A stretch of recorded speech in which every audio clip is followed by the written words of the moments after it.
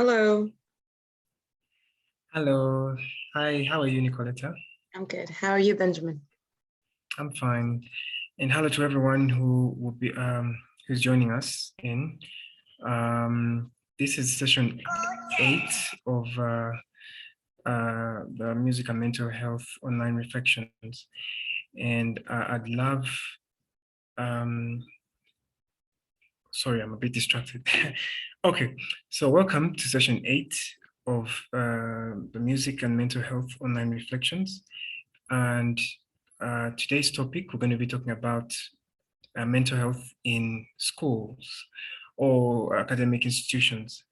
And for me, I feel like, yeah, this topic it's something that is worth talking about because if you look at, in our perspective, like here in Uganda, I think these are topics that you don't find people don't think are very important, to discuss about, even in schools, the teachers, the students, the parents, just, they find themselves, they don't find themselves, they just don't find like that's a topic that, that is worth talking about. So I think, and then it explains why so many times students, teachers, and, staff working at schools are faced with, some of these mental health challenges and they don't even know how to deal with them. And some of these people are responsible for triggering some of these mental health conditions based on how they treat themselves in school. So yeah, we will talk, we will share our experiences from both sides, and hopefully somebody can also give us their opinion. Don't forget, if you're watching this on YouTube, feel free to leave your comments about what you think about the topic.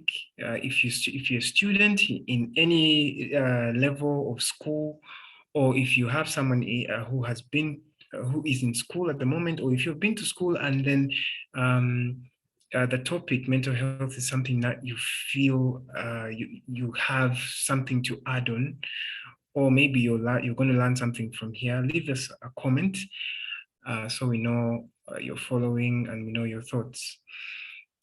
So yeah, like I said earlier in the beginning, if you look at most of our settings here, be it say primary, secondary, and even universities, you will find that so many times there have been cases where students have committed suicide. And the question as to why this has happened has always not been answered. There have always been speculations as to why you find them, say, hanging on a tree, or all those kind of things, or just dead in their classrooms. But the truth is, maybe there's not just one answer, one explanation.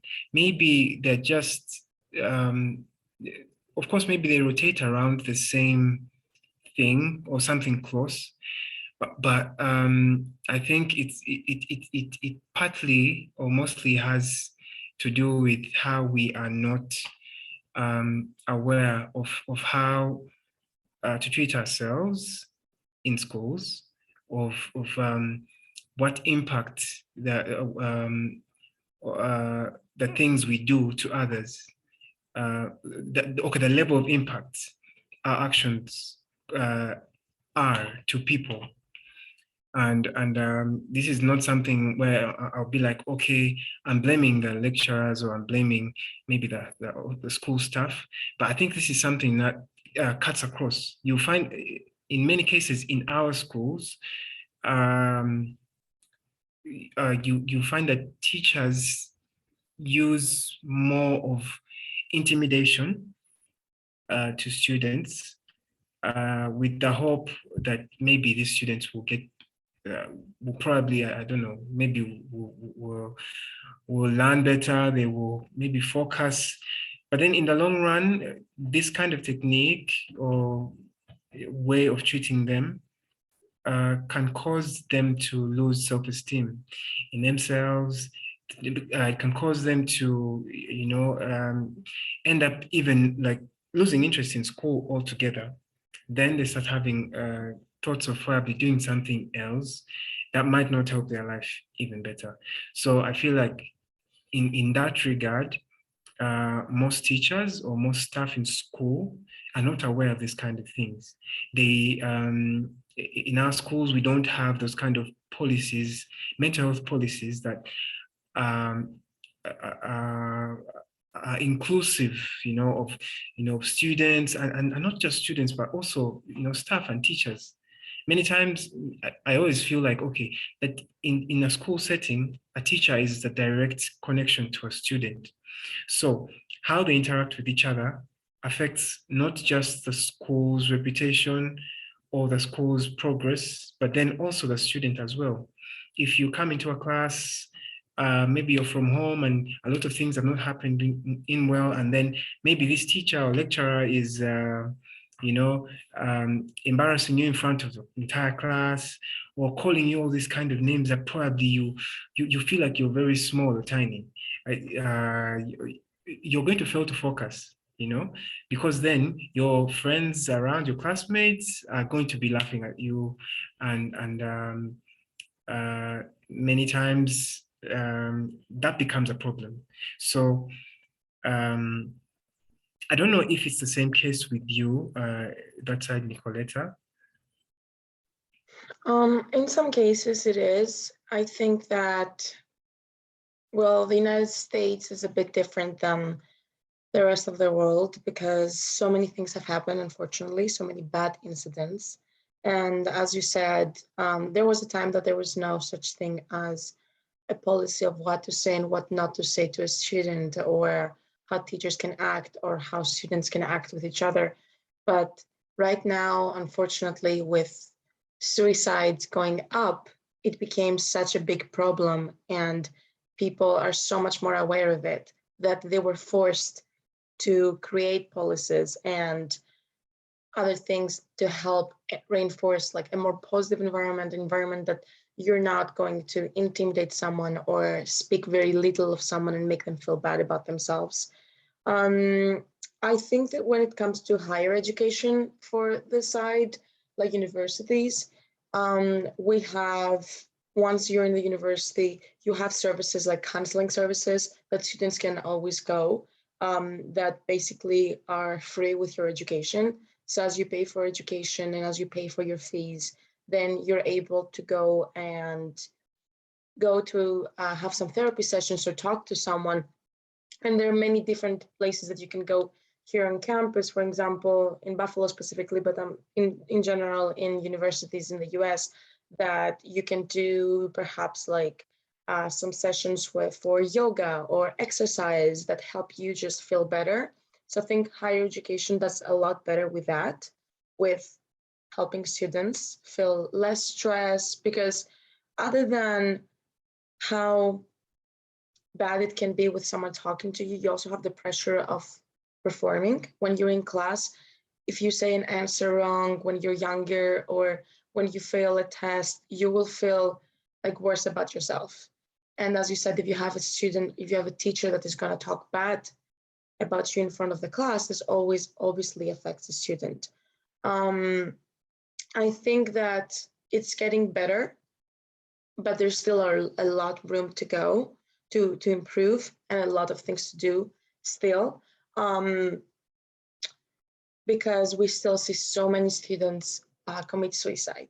I think a big problem is that there's a lot of bullying here in the United States of other students based on differences. Like if someone perhaps looks different than you, racism, and so many other problems that people like the kids themselves are going to speak bad to each other, and perhaps some teachers are not going to come forward and stop that. They're not going to come forward and protect one child. They will sit back and maybe not take action. So other than moving forward from not like teachers talking bad to students, we also have to take the step and having the teachers protect children, that kids, teenagers that are being targeted. for any reason, because of their father, their parents, because of economic status, because of a disability. And I think that's one reason that we see a lot of suicides as well, because we see students at school. It's very hard being a kid these days because you're probably going to be made fun of very easily, and you need someone there to stop that. And I think some teachers are scared to do that because of policies that exist or don't exist. So I think that's more common in the United States. But it was definitely, there was a period of time definitely that I think more teachers were spending time like talking bad to students and making them feel bad about themselves. Yeah. So I think if somebody's out there and maybe you're a teacher, or maybe you're in that space where you probably are in a position to, change certain policies in a particular academic space, I think putting into consideration people's mental health and how to help them build on that is important. It's never easy to try and devise means or activities of trying to be mindful or monitor students' mental health. But then I think it's something that is doable. It's something that's manageable. But it starts with, accepting that, okay, mental health conditions or challenges are one of the biggest causes of school dropouts, violence, including sexual violence, and so many of these things that happen to students, things that they probably would not have wanted, things like excessive use of drugs or abuse of drugs, or addiction. And me, I feel like, okay, it's true. It's to some point, it's a school's responsibility to train and empower these teachers to know how to handle or to deal with mental health issues, to just be more aware that, okay, besides a student being maybe unruly or not understanding, there could probably be a reason. Like, say, for instance, somebody could come into a lecture room and all of a sudden, their spirits are low and down.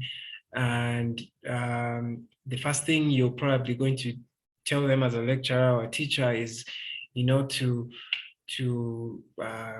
what's the word? To just make them even feel more down or more upset, without even probably trying to find out what is wrong in private. You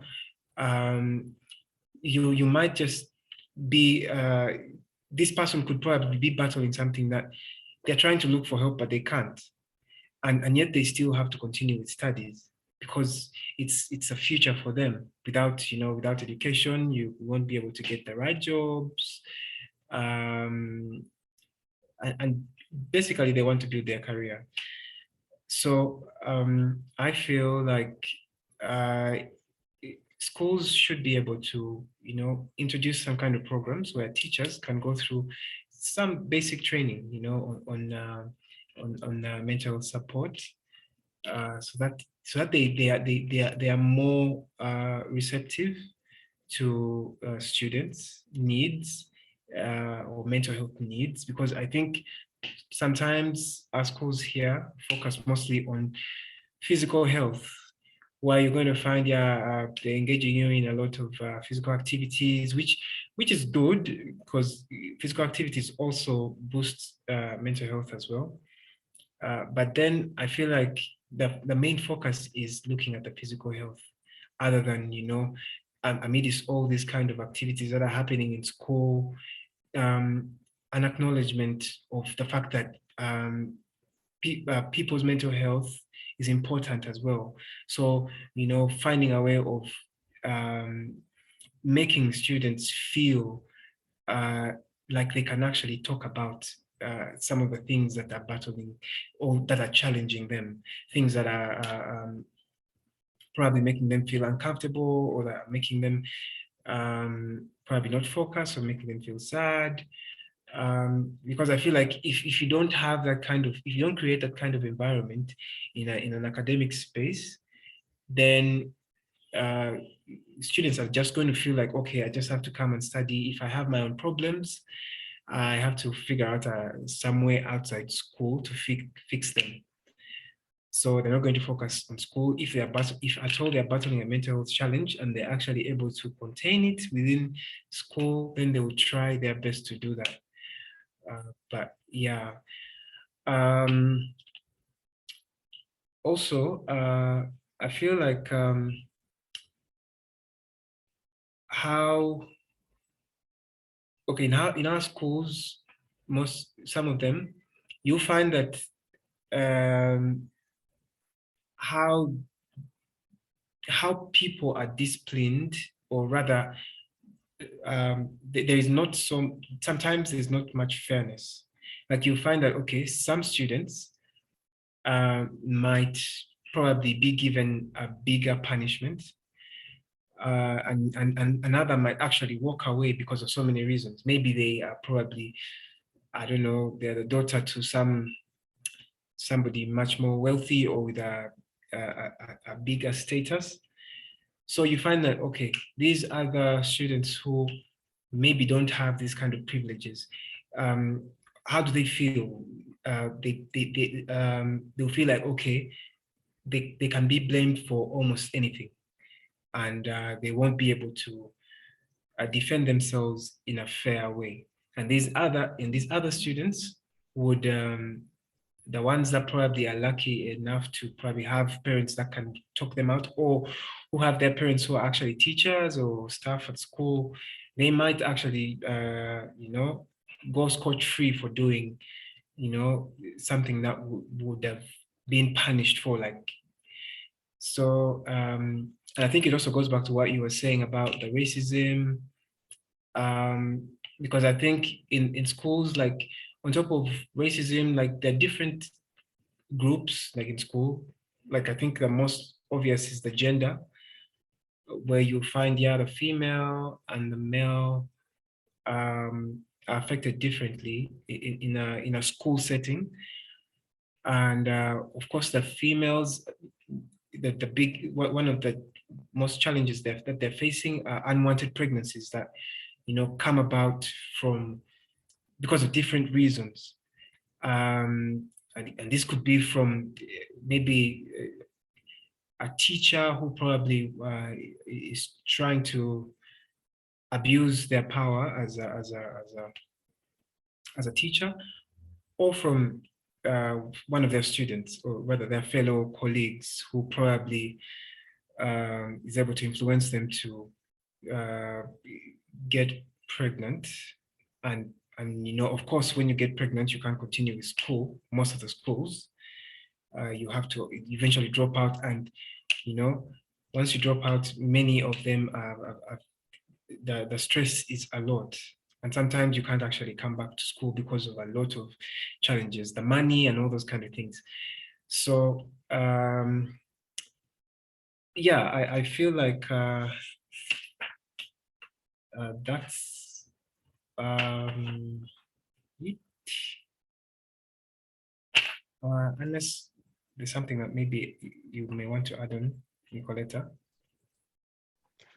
I was just going to add what you said. I think it's a really good idea to have some kind of training for teachers when it comes to mental health support, because if you think about it, when you're a kid, you spend so many hours in your day, and when you're a teenager, you spend so many hours in your day in the same setting in the school every single day.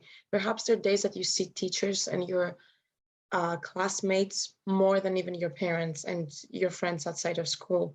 So if we consider that these kids go to a school setting, that most likely they will acquire some kind of like mental health problem, struggle, like feeling a little bit more depressed or anxiety or pressure because of any reason, and then you spend so many hours of your day in a school and you feel like that and you cannot find support about this, and even worse, you're going to have people that are going to make you feel bad about it, whether this is teachers or students, then you really don't have a lot of solutions outside of it because you spend so many hours in a day in a school setting.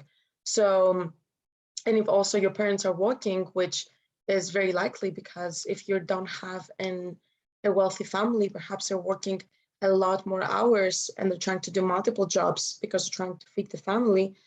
And this ends up being like the cycle of kids being alone and not having someone to talk to about their problems, about their struggles. So I think it's really important to introduce some kind of training to teachers. And if we want to take it a step further, even training to like students, some basic training of like, what if I see my friend having this and this and this problem? What do I do? Where do I go? I think this can be something really good. And I don't know how close this is from happening in Uganda, or even like in the US in some school settings, some younger school settings, I'll say, like higher education, we have to go through some training. I've been through some training. Students go through some training, teachers go through some training. But it's so important what you said. When you see someone changing the way that they act or the way that they behave or even their school performance, if the first thing that you're going to do is go and make fun of them as a student or as a teacher, you will punish them for something and you don't go and question, oh, what is happening? Is something wrong? Has something changed? Then there is no way this is going to get better. And then this is how it starts, because when you struggle with mental health, you cannot focus on school as well as before. So it's very likely the grades are going to go down. And teachers, if they're teachers listening to this, watching this, then be very careful and very observant of students' behavior. And if you see something changing, I would say the first thing to do is just go and ask if there's any way that you can help. That's what I would say. Okay, so if you're out there and this information is important for you, feel free to join the conversation, through comments, share this with someone that you think might find this important. If you maybe want to check out some of our previous sessions, you can always find them on our YouTube playlist. I created a playlist just for the online reflection, so you can always check from the very first one up to this very one. And thank you all for all your support. I know there are many of you that are going to watch this later on and send in some private messages, but it means a lot. It means a lot when we do some of these things and then we get feedback from you. It means at least it's helping someone out there, and that's that's the goal. So I will do a song, a very short song.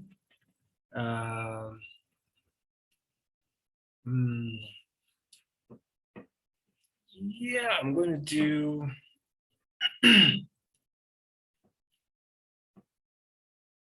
Okay. All right, I wasn't ready for this one. Okay, so I'll just do one of a cover of one of my favorite artists, and that is Whitney Houston. I hope I can try her voice. No, okay.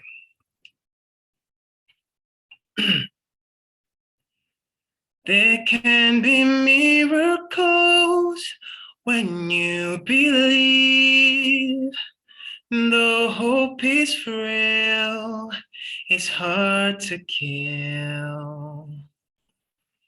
Who knows what miracles you can achieve when you believe, somehow you will. You will when you believe.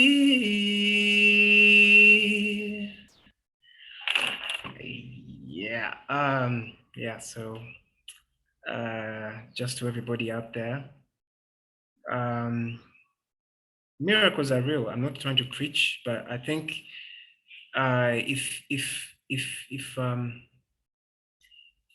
if we have more hope, in positivity, uh, in something good, in something nice, I think I believe it helps us internally and also externally as well. Like if I stood now, if I sat now and then started saying that I'm a failure and I won't be able to manage tomorrow, make it tomorrow, or and say I'm judging that based on what is happening to me now. Maybe I don't have any money in my pockets right now, or just I probably lost my job, or you know, whatever the case could be, that could make you draw to those conclusions. It's not going to give you enough momentum to to think creatively, to think positively. And if you're positive, you might be surprised at how many open doors you actually have around you. So yeah, let's try and believe, be more hopeful, and let's not forget about mental health matters. And I always encourage everyone to do your own research on mental health issues. You'd be surprised at what you can learn and what you can actually share to the closest person around you. Many people are actually struggling to understand what's going on with them, but you could be that person that could actually open up their eyes to what they're going through, or how they can actually get support. Sometimes you may not have all the knowledge or the answers to all the questions people have, but if you could, if you might be able to point them in the right direction, and that could be more than enough for them to get better. And that's all that is needed. We need to try and work together. We need to read between the lines.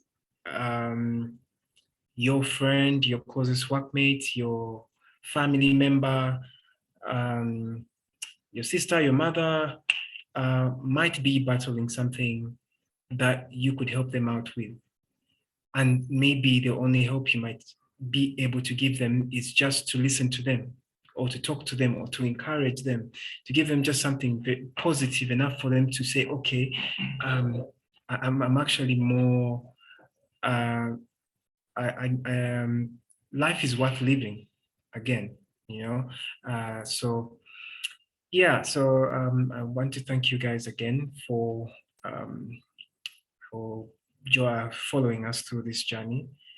And hopefully we can get some comments in the section for those that get to watch this video later on.